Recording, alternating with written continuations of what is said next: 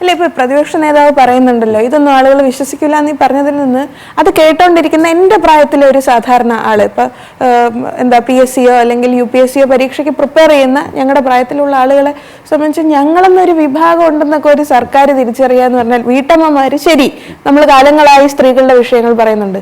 ആരാണ് തൊഴിൽ അന്വേഷകരുടെ അങ്ങനെ ഒരു വിഭാഗം ചെറുപ്പക്കാരുടെ? ഇതൊക്കെ ആര് കാണുന്നു?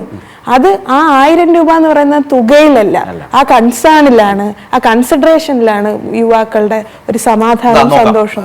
ഗായത്രി പറഞ്ഞത് ഒരു വളരെ ഗൗരവം ഇപ്പൊ ചർച്ച ചെയ്യുന്നൊരു കാര്യം തന്നെയാണ് സർക്കാരിന്റെ ആ സ്കീം കണക്ട് ടു വർക്ക് എന്നുള്ളത്. ഗായത്രി പറഞ്ഞതുപോലെ മുഖ്യമന്ത്രിയുടെ കണക്ട് ടു വർക്ക് സ്കോളർഷിപ്പിനെ കുറിച്ച് നമുക്കെല്ലാം തന്നെ ഇപ്പോൾ നിലവിൽ അറിയുന്ന ഒരു സാഹചര്യമാണ്. നമ്മുടെ യുവാക്കൾക്ക് എന്താ ജോലിയൊന്നും ഇല്ലാത്ത സാഹചര്യത്തിൽ അവർ മത്സര പരീക്ഷകൾക്ക് വേണ്ടിയിട്ട് തയ്യാറെടുക്കുന്ന ഘട്ടത്തിൽ ചെറിയ ചെറിയ ചെലവുകൾ എല്ലാം തന്നെ അവർക്ക് വലിയ ബാധ്യതകളായി വരുന്നുണ്ട്. അപ്പൊ അതിനെല്ലാം തന്നെ സഹായിക്കുന്ന രീതിക്കാലത്തേക്കാണ് മുഖ്യമന്ത്രിയുടെ കണക്ട് ടു വർക്ക് എന്നുള്ള സ്കോളർഷിപ്പ് നമ്മളെ സംബന്ധിച്ചിടത്തോളം നമുക്ക് മനസ്സിലാക്കാൻ വേണ്ടി സാധിക്കുന്നത്. അപ്പോൾ അത് കിട്ടുന്നത് കൊണ്ട് ഞങ്ങൾക്ക് പ്രയോജനമേ ഉള്ളൂ. പഠിത്തം കഴിഞ്ഞ് ഞങ്ങൾക്കൊരു ജോലി കിട്ടുന്നത് വരെ ഒരു സ്കിൽ ഡെവലപ്മെന്റിന് വേണ്ടിയിട്ട് ഇത് ഞങ്ങൾക്ക് ഉപകാരപ്പെടും. കണക്ട് വർക്കിന്റെ ഭാഗമായിട്ട് ഞങ്ങളെ പോലെയുള്ള യുവതി യുവാക്കൾക്ക് കിട്ടുന്ന 1000 രൂപ എന്ന് പറയുന്നത് വളരെ വലിയൊരു കാര്യമാണ്.